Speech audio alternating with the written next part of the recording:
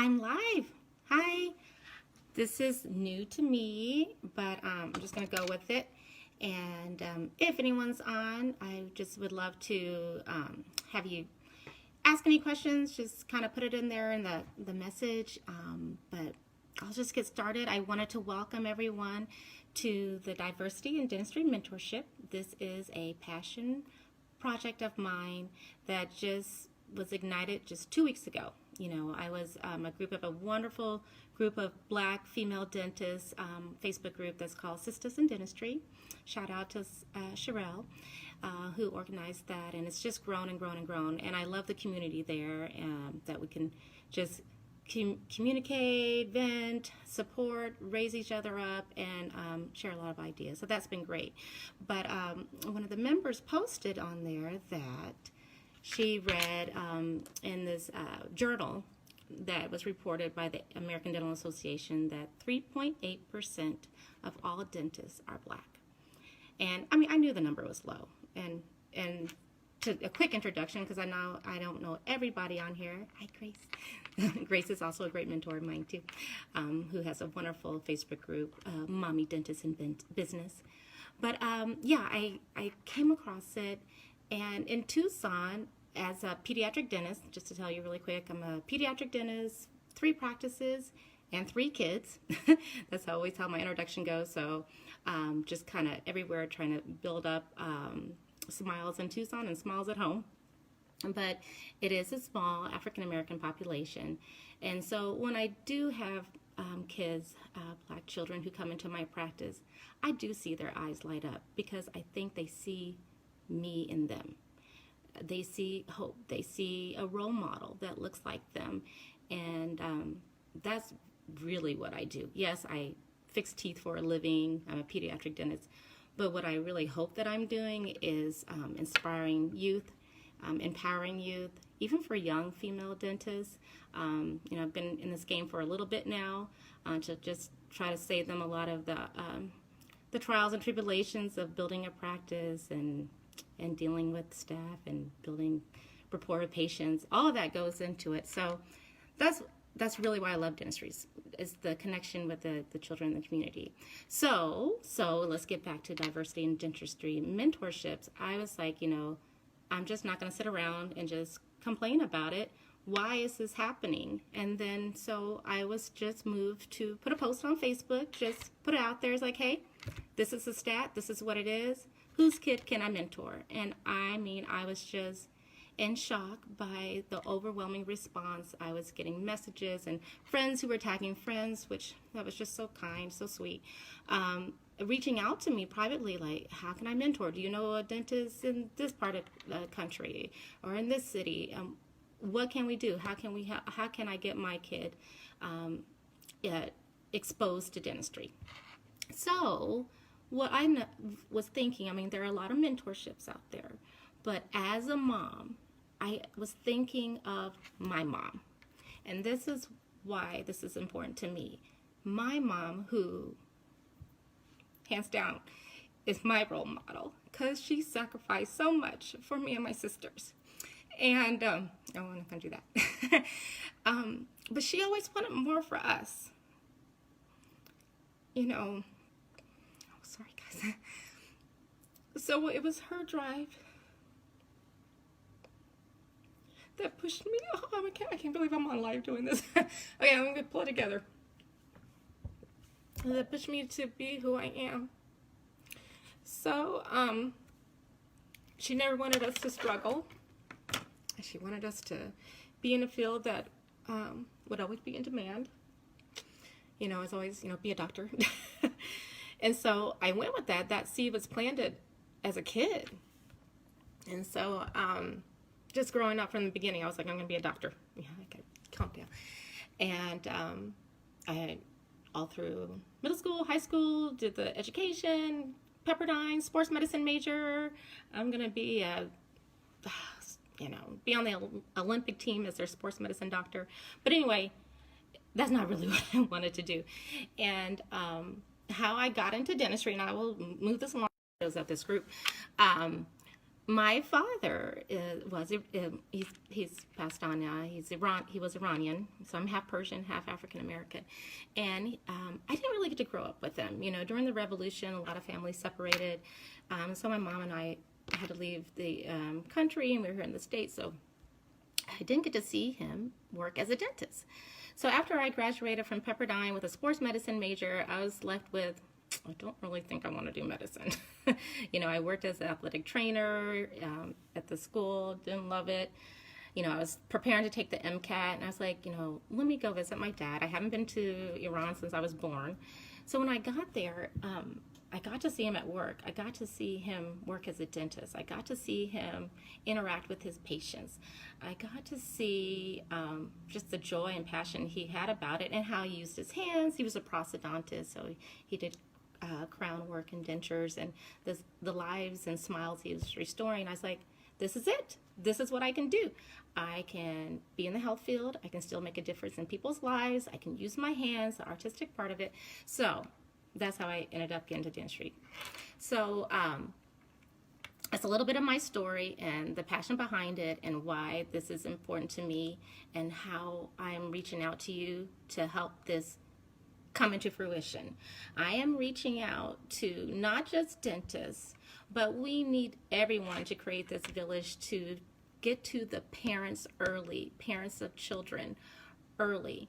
Because once they're in college, I think it's too late. You know, in high school is important, but I'm going to, before this video is over, start with what we can do when your child is in elementary school to plant that seed into dentistry, just to expose them to it, that dentistry is an option and how it's touched so many lives. So, okay, I'm gonna go, I have a few notes. So in 2016, the ADA did report that only 15.2% of applicants to dental school were from underrepresented minority groups.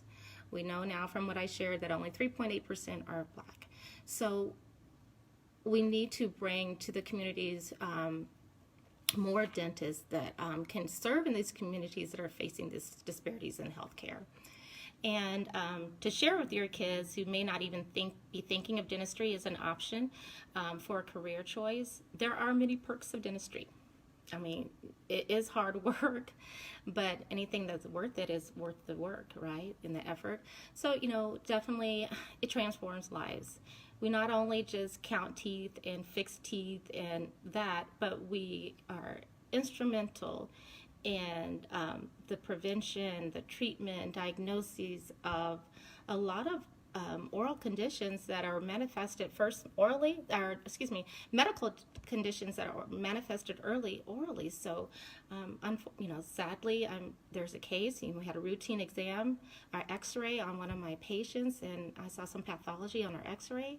We're getting biopsy. I'm praying for her that it's not cancerous, but these things come up. It's very important. So you really are making a difference in the lives. Trauma. Could you imagine falling down and knocking out a front tooth? I mean, what would you do to replace that tooth? As a pediatric dentist, we're on call, as all dentists are on call, but we do get the calls of the kid who is jumping on the bed or roughhousing and fell down and got a tooth knocked out, and time is of the essence to get that tooth back in. So we're restoring smiles, building self-esteem, all that goes along with being a dentist. It's just what you can do to change someone's life. And of course, the obvious, get them out of pain. There's no other pain than a tooth pain or dental pain from infection and abscess that can lead to even more serious complications if it spreads up into the sinuses and into the brain. And so, you know, it's sad what can happen. And so many things with dentistry, oral health is preventable. Dental decay is preventable. And with it being one of the #1 chronic disease of childhood diseases is dental decay, even more so than asthma in children. There's more dental decay in children than the incidence of asthma. So think about that when you're thinking of careers and what your child could do to make a difference in this world. And then I wanted to talk about, of course, the financial stability. You know, when I was sharing that story about my mom, you know, as a single parent raising 3 kids, it was a financial strain. And she just did not want me to ever have to to want for anything. So ADA reports in 2014 that a general practitioner, so a general dentist or family dentist, makes just under $200,000 a year. And of course that varies depending on what part of the country you live in. Now for specialists, and later in the group, when you join the group, I'll be posting things on the specialties, which you could go into with that. As a pediatric dentist, that's one of the specialties. There's orthodontics, endodontics, periodontics, on and on and on. But for specialists, almost just under $300,000 was reported by specialists in dentistry in 2014. So, and then the other big perk for dentistry is just the respect in the communities that you serve. There is a cultural competency that one needs to have to really connect and relate with their patients. And if you can understand where they're coming from, their needs, and be a role model for them, then you're only going to help the community even more. A lot of dentists are business owners. You have the ability to be a business owner. So you're able to give back to your community. So if that's not something to smile about, I don't know what is. Okay, so let's get down to how you moms, dads, grandparents, teachers, educators, counselors can start getting these kids in line to a path of dentistry. So in elementary school, primary school, I think the very first thing you need to do, as even before they're in school, is get them to a dentist by their first birthday. By building that relationship with a dentist, your child will grow up loving the dentist and loving taking care of their teeth. And if they're taking care of their teeth, they're taking care of their overall health. And also, just building that relationship and that rapport with their dentist is going to follow them all through life. And let's say that they do decide in middle school, high school, that dentistry is that profession for them. You have the best person to write you a reference letter for college. And it's from college and dental school and all that. But loving the dentist from the beginning, planting that seed right from the start that there's nothing scary about the dentist. Brushing our teeth is fun. Taking care of our teeth is important. What we put in our mouth is important. Our health is important. Diet, all that. So I would say that's the number one thing to do for kids early on. And then, let's see, when does that grow up? Dentist, and then middle school. Okay, let's get to middle school. Like I said, I'm a mom of three. My twins are 10 and a half, going into 5th grade, and they know what they want to do. Sadly, I don't think anybody wants to do dentistry. I tried, but I will always support them. You're going to support your children in whatever decision they want to make. But I have one who the acting, modeling, I'm fostering that by coaching lessons, getting to her where she needs to be. My oldest is an aspiring veterinarian who has had the opportunity to shadow with her godmother, Joy, in Kansas City while they're in Kansas City for the summer for a couple of weeks. And she's loving that, so I just made sure I try to get that set up for her. So in middle school is important. And Nicholas, I love my Nicholas, but he's still trying to feel it all out. I think he's going to probably manage everyone's business in whatever field they go into. He's my business-minded kiddo. But in middle school, it starts now with the STEM programs in school, the science and technology, engineering, mathematics. We got to get them loving that. We got to make it exciting for them. The teachers where my kids go to school are amazing at BASIS, so they love science. And you love it, you work hard to do well in it. So that's going to be important for middle school to plant that seed early, get them involved in sciences, it helps them focus on what their goal is, and have these kids start setting goals now. It is not too young. What is their long-term goal? Not to say that it may not change, right? But it definitely is something to get them on the right path, and you as a parent to help build that village around them so that they get what they need early on. Then also, not only in school, but you have to build up your child in other areas than education. Their leadership skills. Get them involved in organizations and nonprofit organizations and volunteering in the community. Get them some leadership experience when they're volunteering. what do they like to do? Have them help bring others into that.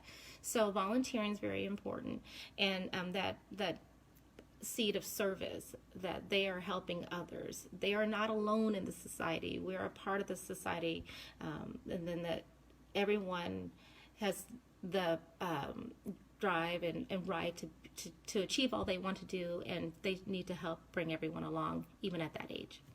So I would say that, and all of those qualities that we talked about in middle school, from STEM, leadership, community service, that follows along up through high school. But what we really need to do in high school is, the meat and potatoes of what I want to build up as a network in this group, and hopefully get a website going later on, is networking with mentors. We need to pair up these high school students to be able to shadow, to get, as I say, get their hands dirty in the profession, see the highs and lows, see what's involved in a day-to-day practice. Because when I was in dental school at University of Missouri, Kansas City, I served on the student committee for the candidates for applicants for admission committee. And one thing I remember, and I never will forget, is that the faculty administrators on that admission committee did not want to hear that a kiddo was coming in because they wanted to be an orthodontist. I mean, I loved my orthodontist too, but they want to know that they want to help others, and they want to take in all that dentistry has to offer. They're open to all that dentistry has to offer. So they're there to learn everything from pediatrics to endodontics to oral surgery. And then after being exposed and rotating through those departments, then they know what they want to do. So that is why it's going to be important that when our high school students are shadowing dentists, they can say, you know what, I know how trying a day can be. I know how hard it can be to try to calm a child who just fell down and broke their tooth and needed to get it fixed, and what was needed to help calm not only the patient down but the parent down. I know how the dentist has to come in after hours for an emergency or stay late to get a patient out of pain. I loved being in the lab and pouring up the impression models and stones and seeing that and working with my hands. So a candidate who can share that in an interview and in their essay and in their letter is going to be at the top of the list when they're applying for dental schools. So I just wanted to share how important that's going to be. And then also for the high school students, talk to their dentist, see how they can help them if there's any community service events. I'll tell you, in February is Children's Dental Health Month around the nation, and usually in the dental schools or sometimes just in a community, they are seeing kids and doing treatment for free. See how your student can go and help. They can go and be there to turn over the chairs, wipe down the chairs and put the barriers on the lights and the instruments, or collect the instruments and clean them. See how they can volunteer for services or events like that. They can also, of course, volunteer to work as an extern in the summer. Don't expect pay. If you get it, that's great. If you get a summer job, that's wonderful. But you are trying to get them to gain that experience, to say that they have been in the dental office. While you're in the dental office and you're there cleaning instruments, you're learning the names of the instruments. You're learning the functions of the instruments and what they're used for.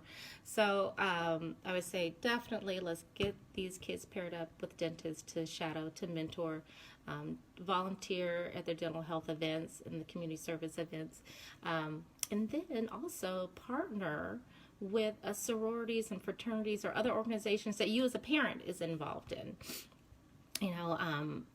I'm involved with Jack and Jill of America, which I love very much. Yay, going to nationals in Kansas City next week. Can't wait to see all my Kansas City Beavs wave. Hi, Angela. So, but they have a lot of events that they serve the community with health screenings.